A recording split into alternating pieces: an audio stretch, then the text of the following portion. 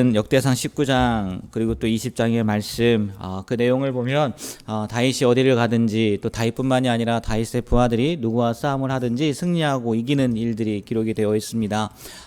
이 일들처럼 우리의 삶 가운데에서 어떤 일이 닥쳐도 하나님이 함께 하심으로 말미암아 늘 승리하는, 매번 나갈 때마다 이기는 그런 귀한 은혜, 귀한 복이 있게 되길 축복합니다. 오늘 함께 읽은 역대상 19장, 그 다음에 또 20장, 암몬 자손의 그 왕 나하스가 죽은 다음에 일어난 일들이 일어나죠.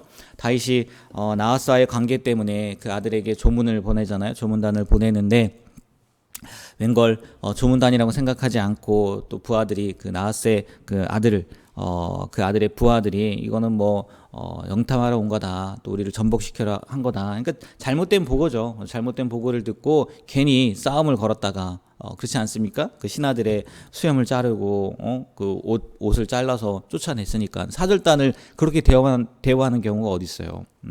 그럼 그런 일을 겪게 되자 오히려 자기들이, 다윗은 오늘 말씀에 보면 화는 났지만 먼저 싸우려고 했던 것 같지는 않아요. 근데 그들이 자기의 재발절인다고 하죠. 도둑이 재발절인다고 용병을, 아람의 용병을 샀다가 다 지고, 또 아람은 또 웬일입니까? 자기들이 그들을 도왔다는 것 때문에 또 무슨 일을 다 겪지 않을까 또 덤비는 거 아닙니까? 여러분, 오늘 말씀을 보세요. 먼저 싸움을 걸었다는 얘기가 안 나와요. 그들이 오히려 다윗과 싸우려고 하다가 다 지게 되고 조공을 바치게 되는 그런 일들이 일어나게 됩니다. 그리고 마지막 암몬, 아람뿐만이 아니라 이제 블레셋의 그 장수들 되게 대단한 사람들이었던 것 같아요, 그죠? 가드 사람 골리앗의 후예도 나오고 이런 것처럼 보면 동생이죠. 대단한 사람들을 이겼다는 얘기가 오늘 19장, 20장에 기록이 되어 있어요. 처음에 축복했던 것처럼 정말 어디로 가든지 하나님께서 이기게 하는 그런 은혜가 우리의 삶 가운데 있으면 얼마나 좋겠습니까? 그렇죠? 다윗처럼 늘 하나님 앞에 붙어 있음으로 말미암아 또 성도로서의 삶을 변함없이 유지함으로 말미암아 그런 일들이 일어났으면 좋겠어요. 우리의 삶 가운데요.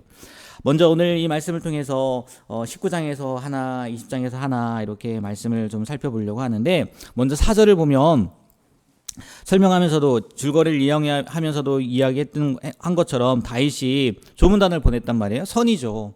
그 아버지를 생각해서 보냈는데 그 신하들이 그것을 선동을 한 거죠. 아까도 말씀드린 것처럼. 근데 그냥 보내면 될 것을 어떻게 합니까? 수염을 깎고 의복의 중간까지 자른 뒤 돌려보냈단 말이에요. 왜 그랬냐? 이 지방에서 이 시대에 근동이라고 하잖아요. 고대 근동 보통 얘기를 하지 않습니까? 수염은요, 자유인의 표시, 그리고 사람의 명예, 권위의 상징이었다는 거예요. 근데 그 수염을 잘라버렸어요. 어떡한 거예요? 너는 자유인도 아니고 그건 그렇다 치고 명예, 권위를요 깡그리 무시한 거예요. 최대의 모욕을 준 거죠. 그리고요, 이 당시 이스라엘 사람들은 속옷을 입지 않았다는 거예요. 근데요, 그 옷을 어떻게 했다고요? 중동봉에 엉덩이까지 잘라버린 거예요. 하체가 드러나겠다는 거죠. 그러니까 엄청난 모욕을 준 거예요. 이런 모욕을 당하고 돌아오는 그 신하들의 소식을 다윗이 듣지 않습니까? 근데 5절에 보니까요, 다윗이 어떻게 대처를 하냐면 이들을 여리고로 가서 그 수염이 자라기까지 그곳에 머물다가 오라고 해요. 이유가 뭐냐? 그들이요, 이스라엘 사람들이 이미 여기서는 수치를 당했지만 돌아오잖아요. 이스라엘로 돌아오는데 이스라엘 사람들에게 그 눈에 띄어서, 당연하지 않습니까? 바지야, 옷이야 갈아입는다고 하지만 수염 같은 경우는 길었을 거란 말이에요. 근데 그게 잘려버렸단 말이에요. 근데 이스라엘 사람들의 그 눈에 띄어서 그들이 당하는 수치, 다 알지만, 이유를 안다 하겠지만, 그리고 그들이 당한 모욕, 그 마음의 상처가 회복될 수 있는 시간을 주었다라고 얘기를 하더라고요. 왜 굳이 이스라엘로 오라고 하지 않고 여리고에서 다 자라기까지 기다리라고 했냐? 그들을 배려하기 위한 다윗의 방법이었다는 거예요. 여러분, 이런 일을 한 나라의 왕이, 전제 군주 시대잖아요. 대통령 시대도 아니고 의원 내각제 시대도 아니고 전제 군주 시대란 말이에요. 그런데 지금 사절단이란 말이에요. 그런 일을 겪었어요. 여러분이 왕이라면 그리고 또 싸울 만한 힘이 있는, 능력 있는 왕이라면 어떻게 하겠습니까? 먼저 전쟁을 선포하지 않겠습니까? 니들이 감히 우리에게, 내 신하에게 모욕을 준 건 누구를 모욕한 겁니까? 자신을 모욕한 거잖아요.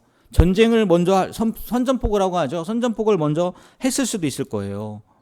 당연히 응징을 가할 수 있었으니까요. 근데 다윗은 그거보다 먼저 누굴 생각한 거예요? 신하들을 생각한 거예요. 야, 얘네들 어떡하냐? 그런 수모를 당하고 왔네. 괜히 내가 보내가지고 어떻게 그 수모를 이게 좀 해결해 줄 수 있을까? 어떻게 좀 막아줄 수 있을까? 그런 마음이 먼저 다윗에게 있었다는 거죠. 이 모습을 통해서요, 다윗의 위대함을 또 보게 된다는 거예요. 다윗은 일보다 누굴 더 중요하게 여겼다는 거예요? 자기의 신하들, 사람들을 더 중요하게 여겼다는 거죠. 그래서 그런 배려를 정말 급함에도 불구하고 정말 화가 남에도 불구하고 기다리고 또 그들을 먼저 배려했다라고 이렇게 이야기를 하더라고요. 여러분 정말 그런 것 같아요. 우리가 물론 뭐 성격 테스트인가요? 뭐 이런 걸 하다 보면 이 사람이 일 중심의 사람인지 사람 중심의 사람인지 뭐 이렇게 나와서 성향이다 뭐 이렇게 얘기를 하지만 그럼에도 불구하고 우리는 일보다 사람을 세우고 또 사람을 먼저 생각하고 사람을 배려할 줄 아는 그런 귀한 삶을 살았으면 좋겠습니다. 일 실패할 수도 있고 또 성공할 수도 있어요. 그런데 그보다 더 중요한 건 사람이라는 거. 그래서 이 사람이 어떻게 하면 힘을 낼 수 있을까? 이 사람이 만약에 오늘 말씀처럼 이런 어려움을 겪고 있다면 어떻게 하면 이 사람을 세울 수 있을까? 회복시킬 수 있을까? 그런 것들에 대해서 먼저 생각해보고 또 그것을 위해서 애쓰고 수고할 수 있는 우리가 되길 주님의 이름으로 축복합니다. 우리의 눈이요, 사람을 볼 수 있는 눈이 생겼으면 좋겠어요. 물론 일도 봐야죠. 사람만 보다가 모든 일 실패한다고 생각하면 그것도 또 말이 안 되잖아요. 물론 일도 봐야 되지만 일보다 사람이 더 중요하다라는 것을 오늘 다윗의 행위를 통해서, 다윗의 모습을 통해서 다시 한번 생각해보는 귀한 하루가 되길 주님의 이름으로 부탁드립니다. 그리고 또 하나 20장 그 7절 말씀에 보면 이런 말씀이 있어요. 7절 우리 다 같이 한번 읽어볼까요? 그가 시므아의 아들 요나단이 그를 죽이니라. 아멘. 조카죠. 다윗의 조카가 요나단이 그를 죽였대요. 근데 그가 누군가 봤더니요, 키 큰 자 하나, 손가발에 가락이 6씩, 모두 24이 있고요. 그도 키가 큰 자의 소생이래요. 그러니까 골리앗 같은 사람이라는 거예요. 등치가 어마어마한 사람이었다는 거죠. 근데 이 사람과 싸워서 그 죽였다는 거예요. 근데 죽인 이유가 명확하게 나오죠. 뭐라고 나옵니까? 그가 이스라엘을 능욕함으로. 여러분 이 장면이 어디서 이렇게 딱 오버랩되지 않습니까? 다윗이 골리앗을 물리칠 때, 골리앗도 사시는 하나님과 하나님의 백성을 무시하잖아요. 그래서 골리앗 앞에 다윗이 나가는 게 뭐예요? 너는 칼과 창과 단창으로 나오지만 네가 거역하는, 네가 모욕하는 그 하나님의 이름으로 나간다 해서 이긴 그 장면이 기억나지 않습니까? 지금 이 요나단도 그런 것 같아요. 뭔진 모르겠지만 이 사람이 하나님을 또 이스라엘을 능욕하니까 나아가서 싸웠다는 거죠. 즉 하나님의 거룩한 이름을 위해서 자신의 목숨까지도 뭐한 거예요? 내놓은 거죠. 자신의 목숨까지도. 이러한 요나단의 자세, 또 조금 전에 말씀드린 다윗의 자세는요, 우리가 배워야 될 자세라는 거죠. 다윗이 사람을 귀하게 여긴 것뿐만이 아니라 이 요나단이 싸움에 나갔을 때 그 이유, 그것을 우리도요 본받아야 된다는 거죠. 하나님의 이름을 위해서, 그 이름의 영광을 지키기 위해서 우리가 어떠한 모습으로 살아야 되는가. 여러분 우리는요 하나님의 거룩한 이름을 위해서, 또 영적인 싸움을 위해서, 영적인 싸움을 싸워야 할 용사들이라는 거예요. 무엇을 위해서요? 하나님의 이름을 위해서 영적인 싸움을 싸워야 할 용사들이라는 거죠. 하나님의 이름이요 하나님의 이름을 적극적으로 증거하고 그 이름의 영광을 나타내는 그런 존재를 우리가 세움을 받은 거지. 그건 분명히 성경의 시편인가요? 나오지 않습니까? 내 영광을 위해서, 나의 찬송을 위해서 우리를 뭐 했다고요? 지었다고요. 우리를 만들었다고요. 우리에게 주어진 그 하나님의 말씀, 특별히 이 신약 성경에도 보면요, 우리의 신분이 어떤 신분인지, 우리가 무엇을 위해서 부름받았는지요 계속 나온단 말이에요. 그리고 초대교회 성도들은요 그걸 명확하게 알았어요. 그들이 무엇 때문에 살아야 되는지, 우리가 왜 살고 있는지, 그리고 삶의 이유가 뭔지, 목표가 뭔지요 분명히 알았단 말이에요. 그게 뭐라고요? 하나님의 거룩한 이름과 예수 그리스도의 이름을 전하고 또 그분들의 영광을 위해서 살아가야 되는 존재다. 그런 존재가 바로 우리다라는 것을 명확하게 알았다는 거죠. 구약의 이 시대 사람뿐만이 아니라 신약에 와서도요 계속해서 얘기하는 게 그거란 말이에요. 우리 사도행전 주일마다 보는데요, 이미 지나왔지만 사도행전 5장 41절에 보면요, 사도들은 그 이름을 위하여 능욕받는 일에 합당한 자로 여기심을 기뻐하면서 공의 앞을 떠났다라는 얘기가 나와요. 뭘 위해서 능욕받는 것을? 그 이름을 위해서. 하나님의 이름을 위해서요, 예수님의 이름을 위해서 능욕받는 것을요 당연한 걸 여겼단 말이에요. 그리고 그것을 전하는 일에요 그게 우리의 직분이다라고 생각하며 살았다는 거죠. 이 오늘의 본문도 그렇고요, 신약 성경도 그렇고요, 다른 성경을 봐도요 이런 내용들이요 많이 나온다는 거죠. 여러분, 그리스도인 정의를요 이렇게도 내리더라고요. 많은 정의가 있지만 그리스도인은 우리 스스로를 세상에 속한 자라 하지 않고, 우리가 그리스도인이지 않습니까? 우리를 세상에 속한 자라 하지 않고 하나님께 속한 자라 하며, 세상에 속하지 않고 하나님 앞에 속한 자라 하며 스스로의 이름보다, 우리의 이름보다 우리를 구원하신 그리스도의 이름을 더 귀하다고 고백하며 살아가는 사람들이다라고 정의하기도 해요. 이게 그리스도인이라는 거예요. 여러분, 우리가 이 정의처럼 정말 세상에 속한 자가 아니라 나는 하나님 앞에 속한 자다.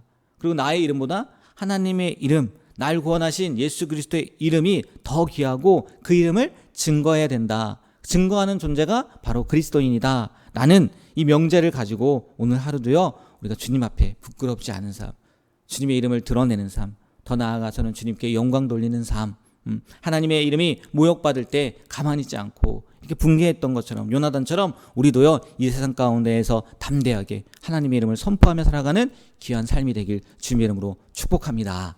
기도하겠습니다.